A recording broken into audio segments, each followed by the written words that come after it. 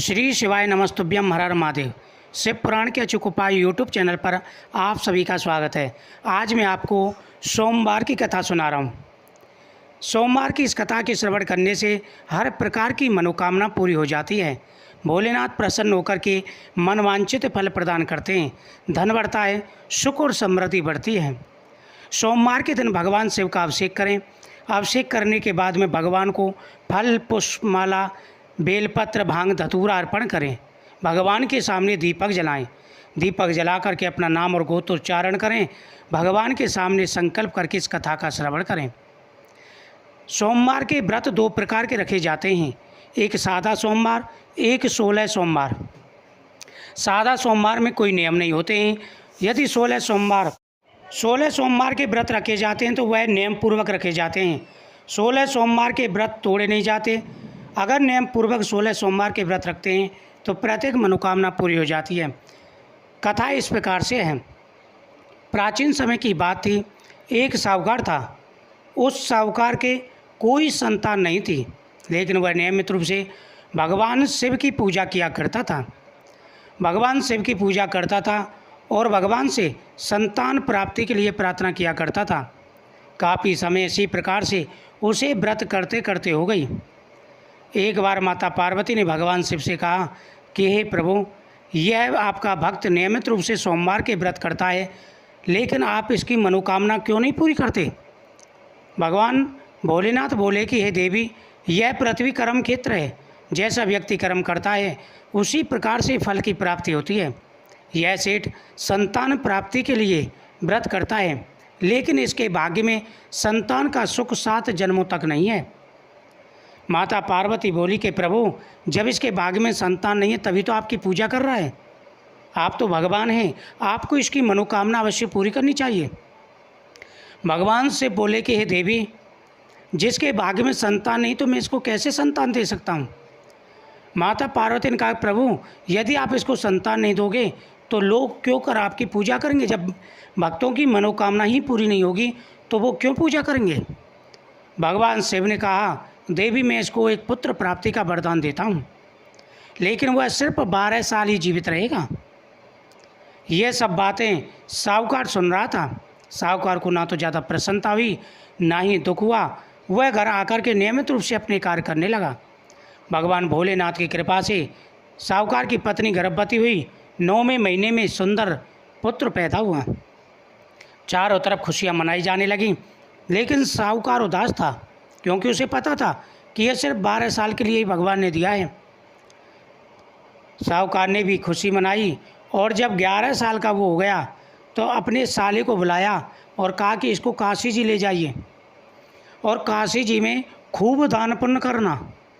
12 साल के बाद में 13 साल का ये हो जाए, 14 साल का हो जाए, तब इसे लेकर के आना, या 12 साल का पूर्ण होने के बाद 2-3 दिन के बाद इसे ले आना, क्योंकि उसे पता था कि काशी जी में भगवान की कृपा हो गई तो शायद इसकी आयु पूरी हो सकती है। दान पुण्य करते जा रहे थे।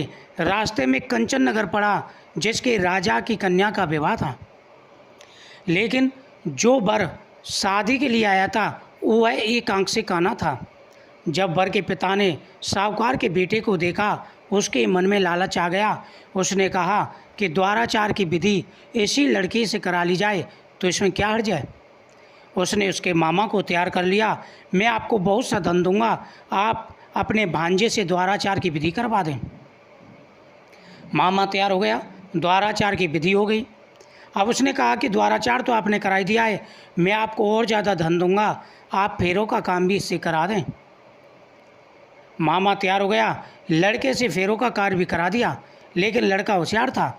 उसने उस कन्या के चुनरी के पल्लू पर लिख दिया कि तेरा विवाह तो मेरे साथ हुआ है, लेकिन जिसके साथ तुझे विदा करेंगे वह एक आंख से काना है, तेरे साथ धोखा हो रहा है।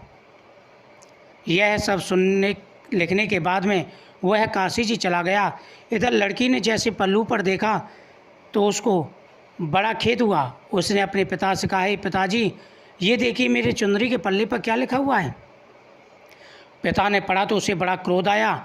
उसने बारात को वापस कर दिया और कहा कि बेटी, तुम अब निश्चिंत रहो, जब वो लड़का वर काशी जी से वापस आएगा तब मैं उसके साथ तुझे विदा कर दूंगा।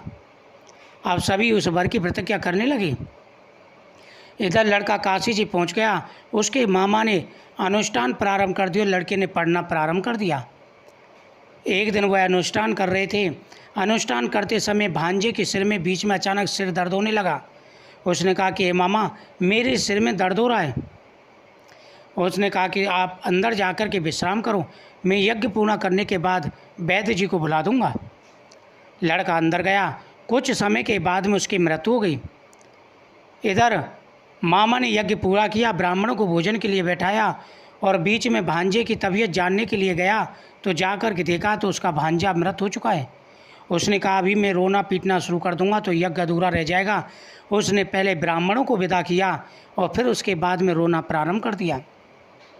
देवयोग से भगवान शिव और माता पार्वती जी उस समय काशी जी में थे।